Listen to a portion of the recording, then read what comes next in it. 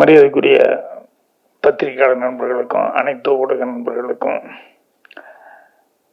மற்றும் captain of the ஷிப்னு சொல்லுவாங்க Jude அவர்கள், அப்புறம் அவருக்கு பாஷான்னு கேட்டேன் நான், உங்களுக்கு எப்படிங்க பழக்கம் அப்படின்னு சொல்லிட்டு, மேனேஜிங் டைரக்டரு அப்படின்னு சொல்லி திடீர்னு கூப்பிட்டாருன்னு சொன்னார். அவங்களுக்கும் மற்றும் இன்னும் இதில் சிவகுமார், அவர் கொஞ்சம் முக்கியமான ஆளுனாரு, ஆனால் வரவே மாட்டேன்ட்டு போய் ஒரு ஓரமாக உட்காந்துக்கிட்டாரு இல்லை. அவர் இன்னும் அவருக்கு வந்திருக்க ஃப்ரெண்ட்ஸு விசேஷ எல்லாத்துக்கும் என்னுடைய பணிவான வணக்கம். அப்புறம் வினைதா ரொம்ப தேவையான அளவுக்கு தொகுப்பு கரெக்டாக பேசி கரெக்டாக இது பண்ணாங்க. அவங்களுக்கு ஸ்பெஷலாகவும் ஒரு தேங்க்ஸ் சொல்லிக்கிறேன். என்னென்ன என்ன மியூசிஷியனாக வந்து அவங்க ரெக்கக்னைஸ் பண்ணது எனக்கு ஆச்சரியமாக இருந்தது. ஏன்னா நானே மறந்து போகிற சமாச்சாரம். இல்லை இல்லை எப்படி போட்டேன்னு எனக்கே தெரியாது. என்ன எரியாமையே கூட்டாம்போக்கில் சிலதெல்லாம் வந்துடும். ஸோ எனக்கு தெரிஞ்சு சாதாரண படங்களுக்கு அது வந்து மிகப்பெரிய அளவுக்கு கூட்டம், மிகப்பெரிய அளவுக்கு வந்து ஒரு கிராண்டியர் அப்படி இப்படின்னு சொல்லுவாங்களே, அந்த மாதிரி தான் ஃபங்க்ஷன்கள் நடக்கும் வழக்கமாக. ஆனால் இதுதான் 75 அவார்டு வாங்கிட்டு வந்த ஒரு சிறப்பான ஒரு படத்துக்கு ரொம்ப ரொம்ப சிம்பிளாக ஒரு ஃபங்க்ஷன் பண்ணுறாங்க அப்படின்னு சொல்லும்போது அது இந்த இவ்வளோ எளிமையாக நடக்கிறது எனக்கு ரொம்ப ஆச்சரியமாக இருக்குது. அதுக்கப்புறம் அவர் சினிமாலேருந்து வரல, சார்ட்டர்ட் அக்கௌண்டன்ட்டு.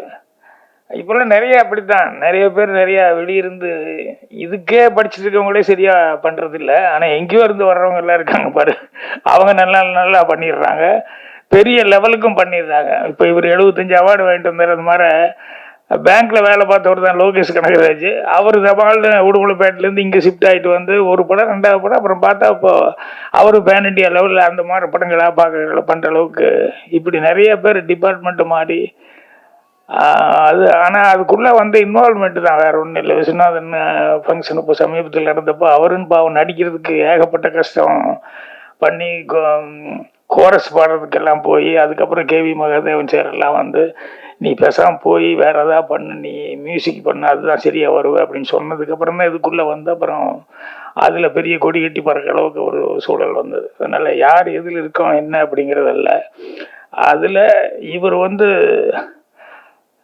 சார்ட்டர்ட் அக்கௌண்ட்டாக இருந்தால் கூட இவர் வந்து அதை முறையாக ஏதோ ஒரு ஃபேஷனாக வந்து நான் பண்ணணும் ஃபேஷன் அப்படின்னு சொல்லிட்டு அப்படி வந்து சினிமா மேலே ஆசை எடுத்துக்கிட்டு பண்ணாமல் இதை முறையாக நான் கற்றுக்கிட்டு அதை நான் பண்ணணும் அப்படின்னு சொல்லிட்டு அதுக்காக ட்ரைனிங் எடுத்துக்கிட்டு, ஏன்னா அங்கே போய் நின்றுட்டு பெப்பேன் முடிக்கக்கூடாது, இன்னொருத்தர் டிபெண்ட் பண்ணிடக்கூடாது. அதனால் நம்ம தரவாக இருக்கணும் அப்படிங்கிறதுக்காக வந்து அவர் அந்த இதில் வந்து படிச்சுட்டு அதுக்கப்புறம் தான் டைரக்ஷனே பண்ண ஆரம்பித்தார். அப்படிங்கிறது தான் அவர் பாராட்டப்பட வேண்டிய ஒரு சிறப்பு அம்சம்.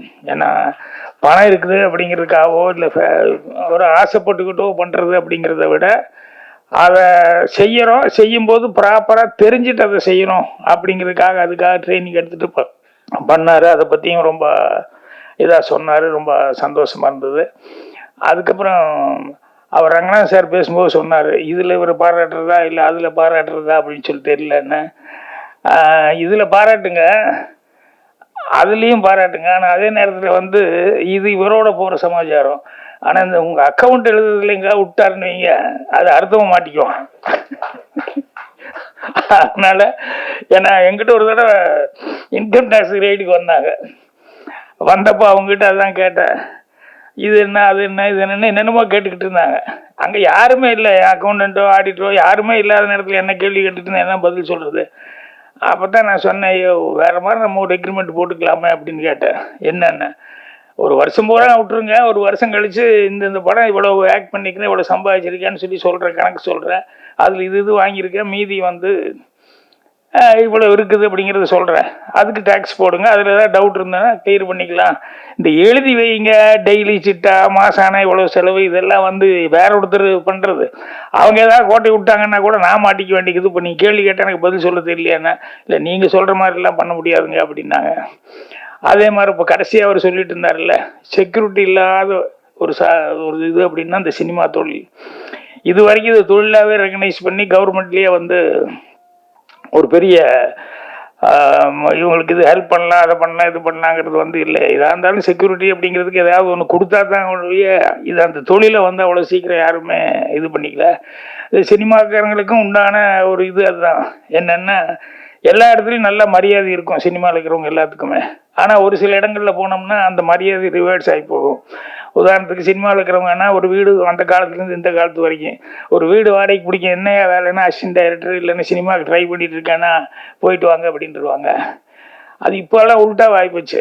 என்னென்ன முன்னால் கல்யாணம் ஆகாதவங்க அப்படின்னு சொல்லணும்னா சாரிங்க போயிட்டு வாங்க அப்படின்னு சொல்ல கல்யாணம் ஆனவங்களுக்கு மட்டும்தான் கொடுப்போம் அப்படின்ட்டு இருந்தாங்க.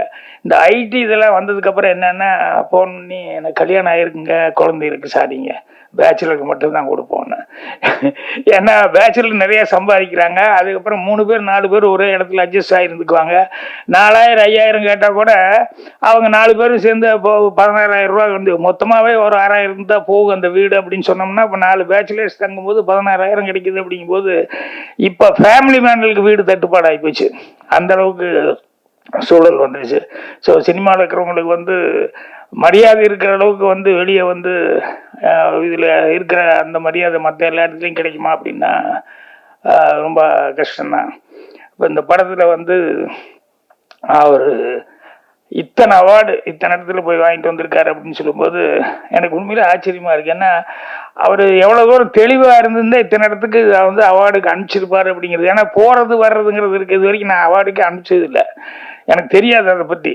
ஏதோ படம் எடுக்கிறவங்க ஓடுது, ஜனங்க கை தட்டுறாங்க, அதுலேயே போய்கிட்டே இருக்க இத்தனை வருஷமாக இது இப்படி பண்ணணும் அப்படி பண்ணணும் அது இதுங்கிறது இது இங்கே கொண்டு போய் காமிக்கணும் அங்கே கொண்டு போய் காமிக்கணும் அப்படின்ட்டு நான் அதுக்கான முயற்சியும் எடுக்கல. இன்னும் சொல்ல போனோம்னா பார்த்தீங்கன்னா நான் பண்ண படத்தையே எனக்கு அதர் லாங்குவேஜில் வந்து கேட்பாங்க, தெலுங்கில் பண்ணுங்க ஹிந்தியில் பண்ணுங்கன்னு கேட்கும்போது நான் சொன்னேன் அரைச்சமாவே மறுபடியும் ஒரு தடவை அரைச்சிட்டு 6 மாதம் டைம் வேஸ்ட் பண்ணுறத விட அதுக்குள்ளே புதுசாக ஏதாவது நான் க்ரியேட் பண்ணிக்குவேன். அதனால் யாராவது எடுத்துகிட்டு போய் ரைட்ஸ் வாங்கிட்டு போய் நீங்கள் பண்ணிக்கோங்க, நான் அதுக்குள்ளே வேறு படம் பண்ணிக்கிறேன், வேறு ஏதாவது கதை திங்க் பண்ணிக்கிறேன் அப்படின்னு சொல்லிட்டு அப்படியே தான் போயிட்டு இருந்தது. அதனால் அவார்டு அது இதுங்கிறதெல்லாம் நான் பின்னால் நினச்சி பார்க்கும்போது என்னதான் இருந்தாலும் இந்த மாதிரி ஒரு சொல்லும்போது அது ஒரு மரியாதையே தனி. ஏதோ நாட்டுக்கு போய் எங்கேயோ போய் வாங்கிட்டு வந்திருக்காரு அப்படின்னு சொல்லும்போது ஸோ அந்த அளவுக்கு வந்து வெளியே வேற ஒன்று இருந்துட்டு அதுக்கப்புறம் வந்து இதை வந்து படிச்சுக்கிட்டு ஒரு பண்ணதுங்கிறது ஒரு பெரிய சமாச்சாரம். அதுக்கப்புறம் இந்த ஒரு வாரத்தில் முடிச்சிட்டாரு ஷூட்டிங் அப்படின்னு சொன்னாங்க. ஆனால் ஸ்கிரிப்டுக்கு வந்து கிட்டத்தட்ட 1 இயர் அப்படிங்கிற மாதிரி சொன்னாங்க. எனக்கு இந்த கதைக்கு 1 இயர் எடுத்துக்கிட்டாரா அப்படிங்கும்போது அப்போ ரொம்ப பயந்து பண்ணியிருப்பாரோன்னு எனக்கு தோணுது. ஏன்னா சப்ஜெக்டுன்னு சொல்லி பார்க்கும்போது சிம்பிளான ஒரு சப்ஜெக்டு தான், அவ்வளோ காம்ப்ளிகேட்டடான விஷயங்கள் அதெல்லாம் ஒன்றுமே இல்லை. ஆனால் சிம்பிளாக இருக்கிற சப்ஜெக்டை வந்து அதை வந்து கரெக்டாக பண்ணிட்டாரு. ஒரு இடம் மட்டும் எனக்கு கொஞ்சம் கஷ்டமாக இருந்தது. என்னென்னா இந்த பையன் வந்து அம்மா போகிறத பார்த்துட்டு சைக்கிளில் வந்துட்டு வந்து பார்க்குறேன், அதுக்குள்ளே செக்யூரிட்டி கதவை சாத்திக்கிறாங்க, போய் அழுதுட்டு உட்காந்துருக்கான் பீச்சில். அப்புறம் அடுத்த டைலாக் வந்து போட்ட இடத்துல வந்து வேறு டைலாக் போட்டிருக்கலாமோ அப்படின்னு சொன்னது. அந்த அம்மாவோட ஃப்ரெண்டுக்கிட்ட என்ன கேட்பான், அதை அவாய்டு பண்ணி அவங்ககிட்ட வந்து ஆண்டி எங்கள் அம்மா நல்ல அம்மா தானே அப்படின்னு அழுதுட்டு கேட்டிருந்தா ரொம்ப நல்லா இருந்திருக்கும். ஏன்னா அவனால் நம்ப முடியல, அவன் பார்த்ததை வச்சு எதுவும் யூகிக்கவும் முடியல. ஆனால் இருந்தாலும் அவங்க அம்மா மேலே அவனுக்கு அந்த பாசம் அந்த நம்பிக்கை அதெல்லாம் இருக்குது. அதனால் அவனை எரியாமையே அவனுக்கு எப்படி கேட்கணுன்னு தெரியல, அழுதுட்டு எங்கள் அம்மா நல்ல அம்மா தானே அப்படின்னு சொல்லி கேட்டிருந்தா நமக்கும் கூட அந்த பையனோட ஃபீலிங் இன்னும் மோர் இம்பேக்ட் கிடைச்சிருக்கும். அதுக்குள்ளே டக்குனையா அப்படி முடிவு பண்ணிட்டான் அப்படிங்கிற மாதிரி அந்த ஒரு இடம் எனக்கு தோணுச்சு. அதான் ஸோ அந்த மாதிரி ஒரு ரொம்ப நாள் அவர் யோசிச்சு இது பண்ணிக்கிறாரு. குறை கண்டுபிடிக்கிறதுல எனக்கு எப்பவுமே பார்த்துக்கிட்டு இருக்கும்போது ஐயோ இங்கே இப்படி சொல்லிட்டாங்களே, இப்படி சொல்லிட்டு இன்னும் பெட்டராக இருந்திருக்குமே அப்படின்னு சொல்லிட்டு என்ன எரியாமல் சிலது தோணும். ஏன்னா நான் அவ்வளோ சீக்கிரம் எதுலேயுமே சாட்டிஸ்ஃபேக்ஷன் ஆக மாட்டேன் கடைசி வரைக்கும். ஏன்னா எனக்கு எப்பவுமே என் படத்தில் என்னை முதல்ல நான் திருப்திப்படுத்திக்கிட்டு நான் ஓகேனதுக்கப்புறம் தான் மற்றவங்ககிட்ட வந்து அது படமாக வந்து சீனாக ஷூட் பண்ண ஆரம்பிப்பேன். ஏன்னா ஒரு எந்த படம் எடுத்துட்டாலும் கூட, ஒரு அந்தையல் நாட்கள் எடுத்துட்டா கூட கிளைமேக்ஸ் என்னன்னு எனக்கு வந்து ஃபாலோ பண்ண முடியல. வாங்கன்னு சொல்லி கூப்பிட்டு போகிறார் ராஜேஷ், நான் சரின்னு சொல்லிட்டு கூடவே போகிறேன். போய் அவர் வீட்டுக்கு கூப்பிட்டு போய் கடைசியில் கொஞ்சம் இருங்க நான் மாடிக்கு போயிட்டு வரேன் அப்படின்னா, ஸோ மாடிக்கு போயிட்டு வந்தார். வாங்க போகலான்னா மேலே போகிறேன். பார்த்தோன்னே லவ் பண்ண பொண்ணை பார்த்து ஷாக் ஆகுறேன். ஏன்னா அவருடைய ஒய்ஃபு அப்படின்னு. அது வரைக்கும் வந்தது. அதுக்கப்புறம் எனக்கு கிளைமேக்ஸ் வரல. ரொம்ப நாளாக போராடி போராடி போராடி அப்புறம் வேறு ஷூட்டிங்கெல்லாம் இது வரைக்கும் கன்ஃபார்மாக இதுதான் அப்படின்னு சொல்லி தெரிஞ்சுது. அப்புறம் இங்கேருந்து வெளியூர் போகும்போது வரும்போதெல்லாம் வந்து கூடவே அசிஸ்டன்ஸை கூப்பிட்டு நடிக்கிறதுக்காக போயிருந்தேன் பொய் சாட்சிக்கு. அந்த இடத்துல வந்து போனப்போ மறுபடியும் சாயங்கால நேரத்தில் டிஸ்கஸ் பண்ணிட்டு இருக்கும்போது ஓல்ட் இஸ் கோல்டுன்னு நான் படத்தில் சொல்லியிருப்பேனே, அது எதுக்கு அது டைலாகோட வந்து பார்த்தீங்கன்னா, எம்ஜிஆர் பிக்சர்ஸில் ஒர்க் பண்ணவர் ரவீந்தர்னு ஒருத்தர், எம்ஜிஆர் கதை இலாக்காவில் ஒர்க் பண்ணவர். அவர் பானுமதி அம்மா கிட்ட கூட ஒர்க் பண்ணியிருக்காரு. அது டிஸ்கஸ் பண்ணிட்டு இருக்கும்போது திடீர்னு வந்து அவர் வந்து, ஏன் சார் இந்த தாலி வச்சு எதாவது பண்ண முடியுமா அப்படின்னு சொல்லி கேட்டார். எனக்கு அந்த வேர்டு ரொம்ப ஸ்ட்ரைக்கிங்காக இருந்தது. தாலி வச்சு என்ன பண்ணலாம் அப்படின்னு அவர் சொன்னதுக்கப்புறம், என்ன பண்ணலாமா இந்த கதைக்கு தாலி இருந்து அதை வச்சு ஏதாவது சொன்னால் நல்லா தான் இருக்கும் அப்படின்னு சொல்லி யோசிக்க ஆரம்பிச்சுன்னு டக்குன்னு எனக்கு கிளைமேக்ஸ் கிடைச்சது. ஸோ ஒரு வேர்டு தான், யாராவது ஒருத்தர் இன்ஸ்பயர் ஆகிறது ஒரு சில வேர்டுகள் இருக்கும். அந்த வேர்டில் வந்து அது வந்தோன்னையுமே எனக்கு கிளைமேக்ஸ் ஓகே அப்படின்னு சொல்லிட்டு அதுக்கப்புறம் படப்படப்படன்னு இது பண்ண ஆரம்பிச்சிட்டேன். அதே மாதிரி வந்து எங்கள் சென்ராஜாவில் அது அம்மாவுக்கும் ஆத்தாக்காரிக்கும் மருமகளுக்கும் ஒத்து வரல. ஆத்தா வந்து தப்பான பொம்பளைன்னு சொல்லிட்டு தெரியுது ராதா கேரக்டருக்கு. ஆனால் நான் நம்பவே மாட்டேங்கிறேன். ஸோ அவங்க வந்து பாய்சன் பண்ணி கொண்டாடணுங்கிற அளவுக்கு வந்துட்டாங்க. அப்படி தான் பண்ணுவாங்க, வேறு வழியே இல்லை. அவங்கள ஜெயிக்க முடியல, இவங்க இருக்கிறது நமக்கு இடைஞ்சலி, சொத்து பூரா போயிருக்கும் போது அதனால் பாய்சன் பண்ணாங்க அப்படிங்கிற வரைக்கும் ஓகே கிளைமேக்ஸ். அதுக்கப்புறம் என்ன யூஸ்வலாக எனக்கு தெரிஞ்சது சண்டை போட்டோம் அப்படி இப்படின்னு சொல்லி சொன்னோம்னா அது வழக்கமான ஒரு கதையாக இருக்குமேன்னு சொல்லிட்டு நான், தூயவன் சார், கலைஞான சார் எல்லாருமே உட்காந்துக்கிட்டு டிஸ்கஸ் பண்ணுறோம். ஒவ்வொருத்தரும் ஒவ்வொரு நாளும் ஒவ்வொன்று எந்தோ சொல்லிக்கிட்டே இருந்தோம். அது எதுவுமே எனக்கு சாட்டிஸ்ஃபேக்ஷனாக இல்லை. அப்படியே போய் போய் போய் கடைசியில் எனக்கே வந்து திடீர்னு ஸ்ட்ரைக்காச்சு. என்ன எங்கள் ஆத்தா வச்சது விஷம்னு சொல்லி அவ்வளோவா எந்த அளவுக்கு சந்தேகப்படுற என்ன இல்லடி, எங்கள் ஆத்தா அந்த மாதிரி கேரக்டர் கிடையாது, உனக்கு வேணா சந்தேகம் வந்து நான் குடிக்கிறேன்னு டக்குன்னு நான் எடுத்து குடிச்சிட்டேன்னு எனக்கு தோணுச்சு. அது வந்தோடனே இந்த யுரேகான்னு ஒருத்தன் ஏதோ கண்டுபிடிச்சோடனே தனி தொட்டிலேருந்து அப்படியே எந்திரிச்சு ரோட்டில் ஓடி வந்தாருன்னு சொல்லுவாங்க. அந்த மாதிரி நானே எந்திரிச்சு கத்திட்டேன் கிளைமேக்ஸ் வந்துடுச்சு அப்படின்னு சொல்லிட்டு. அப்புறம் என்னன்னு தோயவன் கலைஞானெலாம் கேட்கும்போது அப்புறம் இந்த கிளைமேக்ஸ் சொல்லும்போது இது நல்லா இருக்கு அப்படிங்கிற மாதிரி சொன்னேன். அது மாதிரி இந்த வீட்டில் விசேஷங்கன்னு ஒரு படம் எடுக்கும்போது அந்த கிளைமேக்ஸ் வரைக்கும் எனக்கு ஓகே. ஏன்னா யாரோ ஒரு பொண்ணு என்கிட்ட கொண்டு வந்து விட்டாங்க, அம்னீசியா இருக்கிற பொண்ணை. நானும் சரின்னு சொல்லிட்டு நான் ஆல்ரெடி ஒரு குழந்தையோடு இருக்கிறேன். அவர் ஜனகராஜ் என்கிட்ட கொண்டு வந்து விடுறதுக்கெல்லாம் காரண காரியங்கள் கரெக்டாக இருக்குது. ஏன்னா அந்த பொண்ணுக்கு நினைவே இல்லைங்கும் போது ஒரு வயசு பொண்ணு என்ன பண்ணுவா, அவளுக்கு இனிமேல் வந்தாலும் வரலாம், வராமல் போனாலும் போகலாம், அதை விட ஒரு நல்ல இடத்துல இருக்கட்டுமே அப்படிங்கிற மாதிரி ஜனகராஜ் ஒரு நல்ல அபிப்பிராயத்தோடு கொண்டு வந்து என்கிட்ட இது பண்ணுறாரு. நானும் இருந்து கடைசியில் கல்யாணம் பண்ணிக்கலாம், வேறு வழியே இல்லாமல் அது என் குழந்தைகிட்ட எல்லாம் பேசிக்கிட்டே இருக்கும், நல்லா விளையாண்டுட்டு எல்லாமே பண்ணிட்டுருக்கோம். சரி அதுக்கு இனிமேல் ஞாபகம் இருக்க சான்ஸ் இல்லை, கல்யாணம் பண்ணிக்கலான்னு சொல்லும்போது கரெக்டாக அந்த லவர் கேரக்டர் சுரேஷ் கேரக்டர் வந்துடுறேன். அப்போ எனக்கு தெரியுது ஆல்ரெடி அந்த பொண்ணு லவ் பண்ணி அதுலேருந்து ஆக்சிடென்ட் ஆனதுக்கப்புறம் அம்னீசியா. ஸோ கிளைமேக்ஸில் அந்த அந்த இடம் வரும்போது எனக்கே ரொம்ப பிடிச்சது படமாக அதை வந்து பார்க்கும்போது. என்னென்னா நான் அவன் வந்துட்டான்னு நம்ம ஜனகராஜ் கேரக்டர் எப்படியாவது எங்கூட தான் சேர்த்து வைக்கணும்னு நினைப்பான் அந்த கேரக்டர். அதனால் வந்து அந்த அவனை ஏமாற்றிட்டு லவரை ஏமாற்றிட்டு எங்கூட கல்யாணத்தை நடத்திக்கலன்னு முடிவு பண்ணுவான். கடைசி நேரத்தில் எனக்கு தெரிஞ்சிடும். எனக்கு தெரியும் போது அப்போது வேறு வழி இல்லாமல் டாக்டர் உங்கள் டியூட்டி நீங்கள் அவளை காப்பாற்றுறீங்க, என்னோடய டியூட்டி தன்னால நான் அவளை பாதுகாப்பாக வச்சுக்கிட்டு இருந்தேன், இப்போ அவளை ஒப்படைக்க வேண்டியதான் நம்மளுடைய டியூட்டி அப்படிங்கிற மாதிரி சொல்லிட்டு. ஆனால் அது கன்வீனியன்ஸ் ஆகாது படம் பார்க்குறவங்களுக்கு, ஹீரோ கூட சேர்ந்தா தான் நல்லாயிருக்கும் அப்படி சொல்லும்போது அதுவும் ரொம்ப நாளாக மண்டை உடைச்சு. அப்புறம் இந்த குழந்தைய வச்சு எனக்கு டக்குன்னு ஸ்ட்ரைக் ஆச்சு. என்னங்க சரியாகவே பேச மாட்டேங்க, அம்மா சொல்லுன்னு சொல்லிட்டே இருக்கிறேன், அம்மானே கூப்பிட மாட்டேங்கிறான்னா.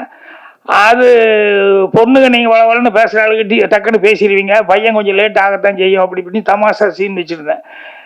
இப்போ எனக்கு கிளைமேக்ஸில் வேறு வழியே இல்லாமல் அந்த பொண்ணும் வேறு வழி இல்லாமல் தன்னுடைய லவர்னு சொல்லி போய் உட்கார்ந்த உடனேயுமே அந்த இடத்துல தாலி கட்ட போகிற நேரத்தில் அம்மா அப்படின்னு சொல்லி அந்த குழந்தை கூப்பிடுது அப்படின்னு சொல்லி அதை கேட்டுட்டு அதுக்கப்புறமா எந்திரிச்சு வந்து அதுக்கப்புறம் வந்து சொல்கிறேன், உங்களுக்கெல்லாம் வேணால் டியூட்டி முடிச்சிருக்கலாம், என் கடமை இன்னும் முடியலைங்க அப்படிங்கிற மாதிரி சொல்லி இது பண்ணேன்.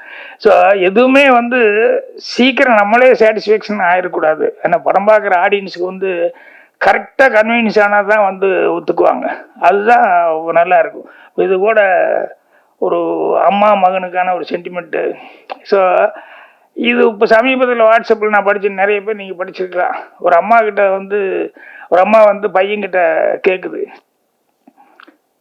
அப்பா எனக்கு திடீர்னு கண் இல்லைன்னா நீ என்னப்பா பண்ணுவ அப்படின்னா, அவன் இல்லை நான் இருக்கிறதுலே பெரிய ஹாஸ்பிட்டலாக பார்த்து பெரிய டாக்டருக்கு நல்ல டாக்டராக பார்த்து எவ்வளோ செலவு பண்ணாலும் செலவு பண்ணி எப்படியாவது உன் கண் வர்றதுக்கு நான் சரி பண்ணுவேன் அப்படின்னு சொன்னால் அப்படியான்னு அந்த மாதிரி சிரிச்சுக்கிறாங்க. ஏமா எனக்கு கண் இல்லைன்னு நீ என்ன பண்ணுவ? எனக்கு தான் 2 கண் இருக்கப்போ அதை ஒன்று கொடுத்துட்டு போகிற வேற என்ன அப்படின்னு அம்மா சொன்னோடனே பையனுக்கு அப்படியே அழகு வந்தது அப்படின்னு சொல்லுவோம். ஸோ இந்த மதர் அப்படிங்கிறது வந்து எந்த அளவுக்கு அப்படிங்கிறது, ஸோ இந்த படத்தில் வந்து அந்த மதர் சென்டிமெண்ட் இதுக்கும் தன்னுடைய குழந்தை இல்லை, ஆனால் இன்னொரு அவங்க குப்பை தொட்டிருந்து எடுத்து வளர்த்துன ஒரு குழந்தை அப்படின்னு சொல்லும்போது எவ்வளோ அட்டாச்மெண்ட்டாக இருக்காங்க அப்படின்னு சொல்லிட்டு அந்த மதர் சென்டிமெண்ட்டை வந்து ரொம்ப அழகாக ப்ளே பண்ணியிருப்பாங்க. கொஞ்சம் நமக்கு அந்த கொஞ்சம் சினிமாட்டிக்காக என்னென்னா ஏதோ தப்பு நடக்க போகுது ஏன்னா கதைன்னு இருந்தால் அதில் ஒரு சின்ன டென்ஷன் கண்டிப்பாக வேணும். சும்மா ஒன்றுமே இல்லாமையும் பண்ணிட்டாலும் அது டாக்குமெண்ட்ரி மாதிரி இருக்கும் ஒழிய அது ஒரு ஷார்ட் ஃபில்மோ இல்லை படம் பார்க்குற மாதிரி ஒரு இன்ட்ரெஸ்ட் இல்லாமல் இருக்கும். அதனால் அதுக்குண்டானதை கொஞ்சம் வச்சு அப்புறம் நம்மளும் அது கூட இன்வால்வ் ஆகி போகும்போது கடைசியில் இன்னொரு ஒய்ஃப் கேரக்டர் வச்சு அவங்க 2 பேத்துக்குள்ள டயலாக்ஸ் நல்லா ப்ளே பண்ணியிருந்தார். அவங்க 2 பேரும் பேசிக்கிறது அதுன்னு சொல்லிட்டு அந்த ஹஸ்பண்ட் கேரக்டர் வந்து பேசுறது அப்படின்னு சொல்லிட்டு ஸோ ரொம்ப நீட்டாக கொண்டு போய் ரொம்ப ஒரு கவிதை நயமாக முடிக்கணும் அப்படிங்கிற மாதிரி ரொம்ப அழகாக முடிச்சிருந்தாரு. ஸோ அவர் எஃபர்ட் பண்ணுறதுல வந்து எதுவுமே வந்து இது அவார்டுக்காக பண்ணணும் அப்படிங்கிறதோ அதெல்லாம் ஒன்றும் இல்லாமல் ஒரு ரீசனபுளாக பண்ணணும் அப்படின்னு பண்ணார். ஆனால் அது டச்சிங்காக இருந்ததுனால எவ்வளோ அவார்டு அவருக்கு கிடைக்க முடியுமோ அவ்வளோ அவார்டு கிடைச்சிருச்சு. அதனால் இதே அவருக்கு ஒரு டானிக்கு மாதிரி மேலும் இன்னும் மேலும் வந்து சிறந்த படங்களாக கமர்ஷியல் படங்கள் கூட எடுக்கணும் அப்படின்னு சொல்லிட்டு, அதே மாதிரி இந்த அவார்டுக்கு போகிறதெல்லாம் கூட எனக்கு கொஞ்சம் சொல்லிக் கொடுங்க, நான் கூட எதையாவது அனுப்புகிறேன் நான். ஏன்னா நம்ம எடுக்கிறோம் திங்க் பண்ணுறோம், ஆனால் இது இப்படி போகணும் அப்படி போகணும் அப்படிங்கிறது வந்து அந்த யோசனையே நமக்கு வரல. ஜனங்க கைதுட்டுறாங்க, போதுப்பா அடுத்து பார்த்துக்கலான்னு சொல்லிட்டு இந்த சொல்லுவாங்கல்ல காலம் போன கடைசியில் முடியெல்லாம் கொட்டினதுக்கு அப்புறம் தங்க சீப்பு கிடைக்குது அப்படின்னு சொல்லிட்டு இப்போ வந்து நான் அவார்டை பற்றி யோசிச்சுட்டு இருக்கிறேன் பாரு. இருந்தாலும் பெட்டர் லேட் தென் நெவர், எப்போ வேணாலும் பண்ணலாம், இன்னும் அதனால் பண்ண முடியும் அப்படின்னு சொல்லிட்டு ஒரு நம்பிக்கை இருக்குது. அதனால ஜூட் அவர்கள் எல்லாம் வந்து அது ஒரு முன்னால் வழிகாமிச்சிருக்காங்க. ஸோ இது பண்ண ஸோ இண்டஸ்ட்ரி சார்பாக நான் வந்து ரொம்ப ரொம்ப சந்தோஷமாக இருக்குது. அவங்களுக்கு வந்து என்னுடைய மனமார்ந்த வாழ்த்துக்களை தெரிவிச்சுக்கிறேன். அப்புறம் வினய்தாவா நீங்கள் ஆர்டிஸ்ட் என்னமோ நினச்சேன், நீங்கள் அது கூட ட்ரை பண்ணலாம் நீங்கள். இல்லை நீங்கள் மியூசிக்குங்கிறது எனக்கு தெரியாது. சரி ஜென்ரலாக வந்து பேசிக்கிட்டு இருந்தாங்க. அப்போ நான் நினச்சிக்கிட்டேன் முதல்ல இந்த படத்தில் இல்லையே வேறு 2 பேர் தான் நடிச்சிருந்தாங்க யார் அப்படின்னு சொல்லிட்டு. ஏன்னா உங்களை எங்கேயும் நான் இதுலேயும் தொகுப்பாளினியாரெலாம் எங்கேயும் பார்க்கல நான். அதனால் சரி இன்ட்ரெஸ்ட் இருந்தால் நீங்கள் பண்ணுங்கள், வரலாம், அதில் கூட நீங்கள் பண்ணலாம், அதை பற்றி ஒன்றும் இல்லை. பட் மியூசிக் தான் உங்களுக்கு பிடிக்குதுன்னா மியூசிக்கே செய்யுங்க. ஸோ மீண்டும் பத்திரிகையாளர் நண்பர்களுக்கு எல்லாத்துக்குமே வந்து என்னுடைய வணக்கம் தெரிவிச்சுக்கிறேன். இந்த மாதிரி படத்தை பத்திரிகையாளர்களும் ஊடகங்களும் வந்து எந்த அளவுக்கு மக்கள்கிட்ட எடுத்துகிட்டு போகுதோ அது அந்த அளவுக்கு வந்து அவருக்கு ஒரு என்கரேஜ்மெண்ட்டாக உற்சாகமாக இருக்கும். மேலும் சிறந்த படங்களை வந்து செய்யணும் அப்படிங்கிறதுக்கு வந்து அவங்களுக்கு ஒரு பெரிய ஊக்குதலாக இருக்கும். அதனால் சினிமா இண்டஸ்ட்ரிக்கு ஜூட் அவர்களுடைய வரவு அப்படிங்கிறது வந்து இண்டஸ்ட்ரிக்கும் ஒரு உபயோகமான ஒரு வரவாக இருக்குது. அதுக்கு என்னுடைய மனமார்ந்த பாராட்டுகளை தெரிவிச்சுக்கிறேன். நன்றி, வணக்கம்.